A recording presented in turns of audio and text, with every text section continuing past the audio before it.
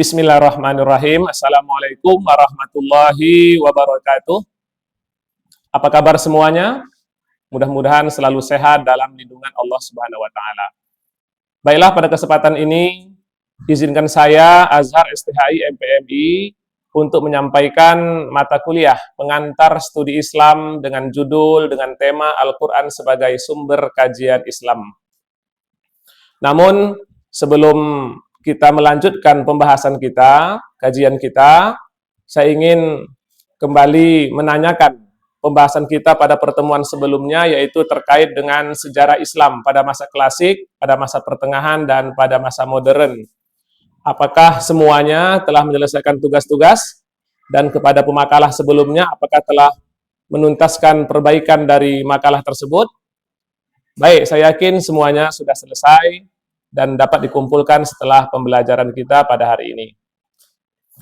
Sebelum kita memasuki kepada pembahasan kita, yaitu tentang Al-Quran sebagai sumber kajian Islam, perlu kita memahami yang pertama adalah Al-Quran sumber pokok ajaran Islam sebagai pedoman dan petunjuk dunia dan akhirat. Kemudian Rasul Shallallahu Alaihi Wasallam itu sampai akhir hayatnya itu tidak mewariskan apapun kepada kita sebagai umatnya, kecuali dua hal, sebagaimana wasiatnya, yaitu Al-Quran dan Sunnah. Lalu yang ketiga adalah bahwasanya agama Islam adalah agama samawi, yang bersumber dari Allah Subhanahu wa Ta'ala langsung, bersifat Rabbani, tidak mungkin ajarannya itu terbantahkan. Kemudian adanya dialog antara Rasul Shallallahu Alaihi Wasallam ketika itu sebagai kepala negara, ketika mengutus Mu'adz bin Jabal dengan menanyakan bagaimana engkau menjalankan hukum agama di Yaman. Lalu Mu'adz menjawab dengan kitab Allah dan Rasulnya, lalu dijawab dengan sunnahnya, dan seterusnya. Baiklah, yang pertama perlu kita bahas, kita diskusikan, yaitu pengertian Al-Quran. Al-Quran secara bahasa, secara etimologis adalah bacaan atau yang dibaca.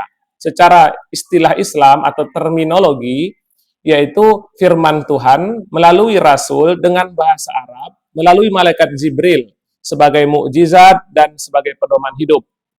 Lalu ada definisi lain yang menambahkan, yaitu Al-Quran diwahyukan dalam bentuk mukjizat yang mana ditulis dalam bentuk mushaf dan diriwayatkan secara mutawatir, dan membacanya adalah ibadah. Lalu kemudian kita membahas tentang landasan dan bentuk kewahyuan Al-Quran.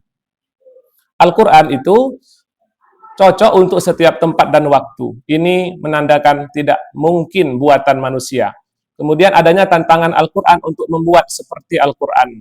Lalu kemudian sebagaimana dipahami termaktub dalam sejarah bahwasanya Nabi Nuh dan nabi-nabi setelahnya itu tidak ada yang berbicara berdasarkan nafsu semata.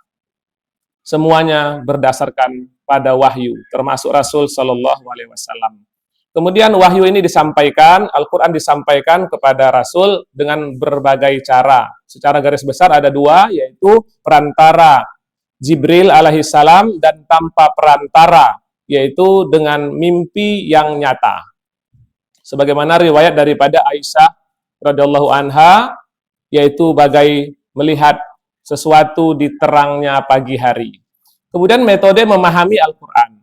Al-Quran itu dipahami dengan metode tafsir. Ada metode ijmali, metode tahlili, muqarin, dan maudhu'i yang bersifat tematik.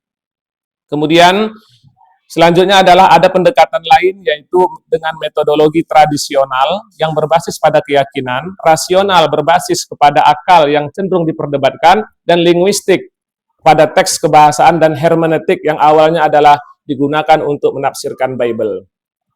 Baiklah, tuntaslah pembahasan kita, maka perlu kita pahami bahwasanya Al-Quran benar sebagai sumber kajian Islam yang menginspirasi tiada habisnya hingga akhir zaman. Pada para mahasiswa sekalian, pada pertemuan berikutnya silakan dibuat resum dari pertemuan kita ini, kemudian untuk makalah yang telah ditampilkan di awal, silakan diperbaiki, direvisi, dan dikumpulkan. Demikian, semangat selalu. Wassalamualaikum warahmatullahi wabarakatuh.